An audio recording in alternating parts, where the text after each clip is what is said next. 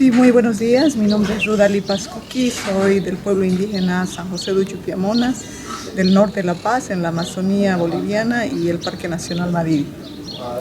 Cuéntenos, esta coordinadora con TIACAP, ¿qué es? ¿Cuándo se origina? ¿Qué hace? ¿Cómo funciona? Cuéntenos un poco. Sí, la Coordinadora Nacional de Defensa de Territorios Indígenas, Originarias Campesinas y Áreas Protegidas en Bolivia se creó en el Parque Nacional o en la Reserva de Biosfera de Flora y Fauna Tariquía el 2018, el 2 de diciembre de 2018, justamente cuando estábamos enfrentando diferentes territorios una serie de amenazas como la construcción de hidroeléctricas, construcción de carreteras como el Timnis, exploraciones petroleras como es el caso de Tariquía, el Parque Aguaragüe, otro tipo de amenazas como la minería en tierras altas, por ejemplo. Entonces todas estas amenazas de algún modo estas luchas estaban siendo llevadas a cabo en los diferentes territorios de manera aislada. Entonces lo que se ha hecho a convocatoria de la resistencia tariquía o la defensa territorial tariquía es que nos han convocado a todas esas resistencias que estábamos en diferentes partes de Bolivia, en las 4 macroregiones de Bolivia, y allá es donde decidimos organizarnos para hacer visible toda la problemática que vamos enfrentando en nuestros territorios, denunciar públicamente a nivel nacional e internacional ante los organismos internacionales como la ONU, como la CIDH, y además socializar información que son amenazas para los territorios como la que estamos haciendo ahora acá, por ejemplo, y llevar encuentros nacionales que serían de los defensores y defensoras de los territorios, que también lo hemos llevado a cabo el 2 de diciembre, 2 y 3 de septiembre de este año en la reserva de Tucabaca. Cuéntenos un poco, ¿dónde están las mayores problemáticas en el país en este momento en la defensa de los territorios, en la amenaza a los territorios?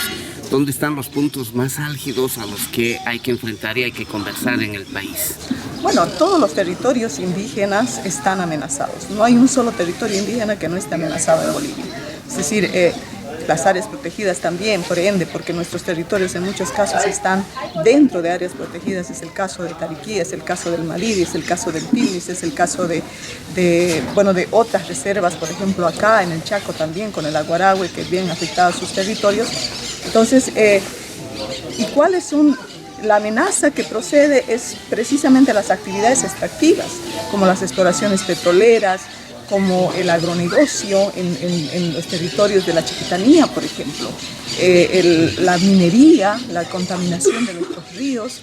Hasta hace poco no sabíamos que la minería se hacía con mercurio y que este mercurio estaba ocasionando daños irreversibles en muchos casos en los ríos, pero sobre todo en la salud de las poblaciones indígenas que habitamos en las riberas del río Beni, como los que habitan acá en el río Pilcomayo. Entonces, estas amenazas van despojando a los pueblos indígenas de sus medios de vida, no solamente el espacio territorial, pero también los medios de vida como el agua, como la posibilidad de tener la soberanía alimentaria, de producir nuestro propio alimento, desplazamientos, problemas de salud por la contaminación con mercurio. Entonces, entre otros, por ejemplo, la exploración petrolera, que igualmente destruye fuentes de agua, el agronegocio se va apropiando de las fuentes de agua.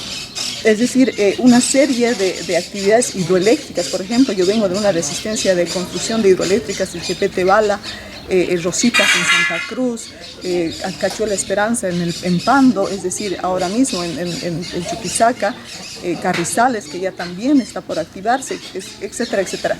Todas estas mega infraestructuras, estas actividades extractivas amenazan los territorios y la vida de los pueblos indígenas. ¿Cuál es la situación de las hidroeléctricas en el norte amazónico de La Paz? En este territorio, como dice, fue uno de los temas centrales en la agenda del país hace poco. ¿Cómo está la situación? Bueno, estos proyectos, estos megaproyectos tienen su base en el plan IPSA, es decir, que es un plan de integración de infraestructura a nivel de Sudamérica. Entonces, esto es lo que se ha venido ejecutando en los últimos 16 años, 17 años, empezando justamente por la carretera por el Timnis, ¿no? que era un plan de colonización, de hacer exploraciones petroleras, de hacer minería y la expansión cocalera, ¿no? Entonces ahí empieza todo desde 2010 y de ahí todas estas otras actividades se han ido y parte de ese plan era también en el gobierno del expresidente Evo Morales convertir a Bolivia en el corazón energético de Sudamérica. Entonces a eso responde la construcción de centrales hidroeléctricas, que eran más de 22 hidroeléctricas en todo el territorio nacional, Amazonía, valles, y como represas de Chepete-Bala, Rositas, que es un complejo hidroeléctrico de 8 centrales hidroeléctricas en la cuenca del Río Grande. Está el Carrizales, está Chirimayo, es decir, varias hidroeléctricas y bueno, Cachuela Esperanza también, una de las más importantes con Brasil. Entonces todas estas hidroeléctricas están enfocadas a dar energía, es decir, para la exportación, no para el consumo interno boliviano, porque Bolivia tiene excedente de energía eléctrica en Bolivia, ¿no? Entonces, si nos dicen que es para consumo de las poblaciones indígenas, no lo es para exportar, ya sea a Brasil, ya sea a otras actividades extractivas, como por ejemplo la minería, es decir, acercar la energía eléctrica para actividades extractivas, ¿no? Ahora, gran parte de estos proyectos tienen una profunda afectación sobre el tema del agua, la calidad del agua, pero también la cantidad creciente en el tema del agua. ¿Cuál es la situación, por ejemplo, aquí en la cuenca del Pilcomayo, donde hoy nos encontramos? Bueno, nosotros hemos llegado el día de ayer y lo que estamos observando es un bajo nivel de agua del río Pilcomayo, que nos están diciendo los hermanos que habitan aquí ancestralmente, es que en los últimos 3 años el caudal del río Pilcomayo ha ido reduciendo y que este es el peor año, por ejemplo, que no debe ser ni 30 centímetros de profundidad y que ya ellos decían hasta allá vamos a cruzar saltando de piedra en piedra al otro lado, cosa que nunca antes ocurría, y que esto obviamente se está convirtiendo en pequeñas pozas en diferentes lugares. Entonces, ¿qué significa eso? El calentamiento del río, la evaporación del río, la sedimentación del río por la minería. Por ejemplo, aquí tenemos a una autoridad de la nación Chichas de la región de Potosí que habita en la cuenca alta del río Pilcomayo, y él viene a dar un testimonio de lo que la minería ha ocasionado a este río y cómo ahora lo que vemos, los impactos, está ocurriendo acá en el Chaco. Entonces, aparte de eso, las hidroeléctricas lo que crean son espejos, inundan grandes extensiones de territorio con la consecuente deforestación, es decir, inundar todo, obviamente significa inundar grandes extensiones de bosque, etcétera, etcétera, y bueno, desplazamiento de las personas que vivimos, afecta río arriba, río abajo, porque el río pierde el caudal, controlan el flujo del río, entonces la diversidad de los ríos también desaparece. Entonces las múltiples afectaciones que tienen las hidroeléctricas es innumerable, principalmente para la biodiversidad y para las poblaciones que habitamos. Entonces básicamente es perder ríos, hacer hidroeléctricas. La presencia de hidroeléctricas para la producción de energía está enmarcada también en un debate mundial sobre lo que se llama la transición energética. Y eso significa la búsqueda de yacimientos de minerales de transición, que se suele denominar. ¿Qué informaciones tenemos al respecto de lo que está ocurriendo aquí en Bolivia? Bueno, nosotros con la represa Chepete-Bala, por ejemplo, cuando se empezó los estudios, empezamos a advertir que estas hidroeléctricas iban a acelerar otro tipo de extractivismos, como la minería, por ejemplo. Porque lo que van a hacer es sacar todo el mineral que está en el lecho del río antes de inundarlo.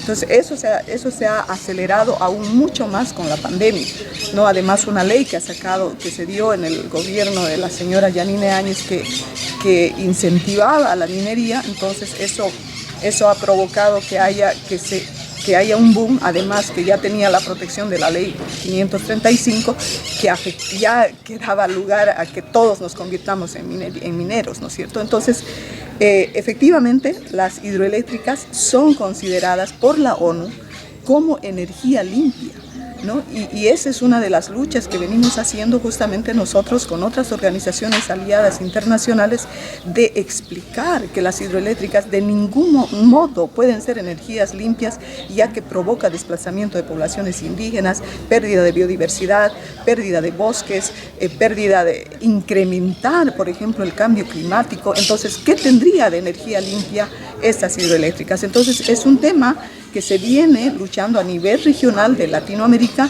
justamente porque Latinoamérica es uno de los países que también es víctima de este concepto de minería energética, pero además de eso, la transición energética, se dice, y la autoridad, la institución encargada de controlar, por ejemplo, la energía, es decir, la generación de energía a nivel mundial, ha dicho que actualmente se utilizarían por lo menos 4 minerales en la generación de energía, pero la transición energética va a requerir como 20 otros minerales.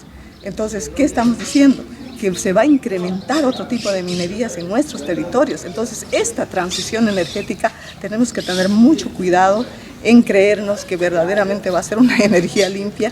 Tal vez puede ser, pero hay que buscar las mejores alternativas, las mejores vías, pero por el momento, como se está planteando, más bien provocaría un mayor incremento de extractivismo, un mayor efecto en la biodiversidad, mayor calentamiento global, es decir, lo opuesto de lo que se está buscando, ¿no? Ahora se está hablando de energías limpias, como dices, o más amigables con la naturaleza, pero mucho de eso soporta un nivel de consumo sobre excesivo de energía en el fondo, que está basado en formas de producción, en la manera en que se piensan los procesos de industrialización, pero también los consumos energéticos urbanos. ¿Qué le dirías a la gente de las ciudades que te está escuchando, que te está viendo? ¿Cómo tiene que ver lo que sucede en un territorio indígena que a veces la gente en la ciudad lo mira tan lejos, tan distante, casi como una noticia de película, ¿no?, con su vida cotidiana? ¿Cómo se engancha con la ciudad esto? Bueno, yo estuve justamente en un taller, en un encuentro de análisis sobre las energías renovables o transiciones energéticas. Cuando se están hablando de transiciones energéticas, se están hablando, por ejemplo, de mitigación y adaptación, ¿no?, y transición energética, las 3 cosas vinculadas. Y este tema, para nosotros los pueblos indígenas, está fuera de discusión, porque en nuestros territorios ni siquiera tenemos energía. Entonces, ¿cómo vamos a hablar? Entonces, ¿de qué estamos hablando? ¿Transición para quién? ¿Adaptación para quién? Mitigación tal vez sí nos toca a nosotros, porque sí vivimos los impactos en nuestros territorios, pero ¿cómo se va a mitigar la pérdida de territorios, por ejemplo? ¿Cómo se va a mitigar la pérdida de biodiversidad? Entonces, el concepto de mitigación, adaptación y transición requiere mayor debate, requiere mayor análisis. Entonces, para nosotros los territorios indígenas, y yo le decía al especialista, profesor universitario, y le decía, lamentablemente los pueblos indígenas que no tenemos energía en nuestros territorios, usted ya está hablando de transición, de mitigación y de adaptación. Entonces, ¿pero para quién? Entonces, creo que ahí es lo que tenemos que plantearnos, y el consumismo, y ahí justamente una hermana indígena colombiana decía, que nosotros, no nosotros, los pueblos indígenas, obviamente que no tenemos energía, sino el mundo nos hemos convertido en energívoros. Es una voracidad por la energía, y va a ser mucho más con el cambio climático, se va a ir dando mucho más consumo de energía, pero creo que lo que tenemos que buscar es desde el comportamiento. Yo veía, por ejemplo, en la ciudad de Santa Cruz, al estar viniendo por acá en la noche, pasando los edificios que tienen luces por afuera. Entonces, ¿qué beneficio da tener luces? Tanto consumo de energía que requiere, cuando otras poblaciones como las indígenas no tenemos, pero hay un uso irracional de energía en las grandes ciudades. Estados Unidos es el mayor consumidor de energías, por ejemplo, y todo está relacionado al consumo, es decir, a la cantidad al consumismo en sí, que tienen que producir mucho cada vez, 4 estaciones para cambiar 4 veces de ropa. Eso consume mucha energía. Es decir, creo que tenemos que ser un poco más conscientes en la manera como podemos ir reduciendo nosotros mismos todo lo que genera digamos, extraer energía del planeta, de los ríos, de nuestra tierra. ¿Y para qué? Para satisfacer cosas que por ahí ya son superfluas en la vida cotidiana. Agradecerte a nombre de Huayna Tamba en el Alto y La Paz, en Batirenda, en Tarija, Zipastambo, en Sucre, y la Red de la Diversidad. Si quieres decirle algo más a la gente que te está escuchando, que te está viendo. No, muchas gracias por escucharnos. Estamos aquí en la comunidad Tuintentas del territorio Huenayec, justamente para hablar sobre la contaminación con mercurio de nuestros ríos, y gracias a Huayna Tambo, que también nos han acogido cuando hicimos la marcha Nación Carajara en el Alto, hace ya 5 años casi, y bueno, gracias por hacer seguimiento siempre de las luchas de los pueblos indígenas en Bolivia.